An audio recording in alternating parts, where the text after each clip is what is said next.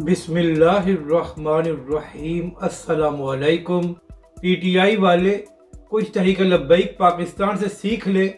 Senior सहाफ़ी ने इमरान खान को आईना दिखा दिया। इस वीडियो में हम इसी के मुतालिक बात करेंगे। नाज़रीन कराम, जब इमरान खान की हुकूमत में तहरीक लब्बैक पाकिस्तान नामूस रिसालत के मामले पर मैदान में आई थी तो उस वक्त तहरीक लब्बैक पाकिस्तान पर हर किस्म की पाबंदी लगा दी गई थी।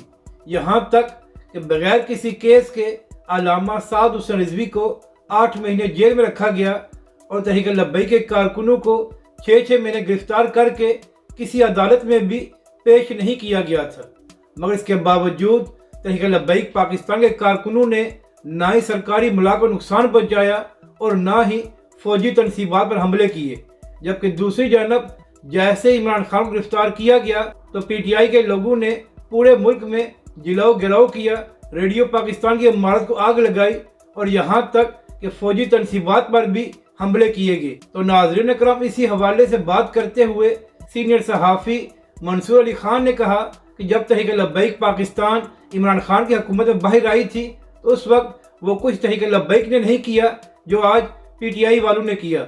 मंसूर अली खान ने कहा कि मैं पीटीआई वालों को कहता हूँ कि तहरीक लब्बैक पाकिस्तान और उसके कारकुन आपसे बेहतर समझ बूझ रखते हैं। नाज़रीन कराम, यहाँ पर अहम बात यह है कि जब पीटीआई के लोगों ने कोर कमांडर के घर पर हमला किया तो वहाँ पर एक मस्जिद भी थी। तो नाज़रीन कराम, पीटीआई के लोगों ने जो हमला किया उससे मस्जिद को भी नुकसान पहुँचा।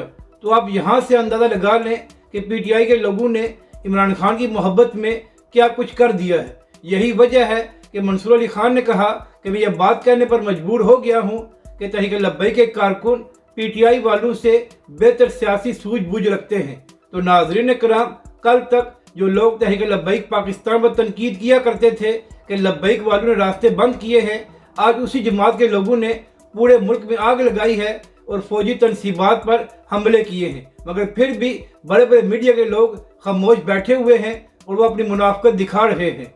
अपनी राय का ज़रूर इज़हार करें कि आपको ये वीडियो कैसी लगी और हमारे इस चैनल को भी सब्सक्राइब करें।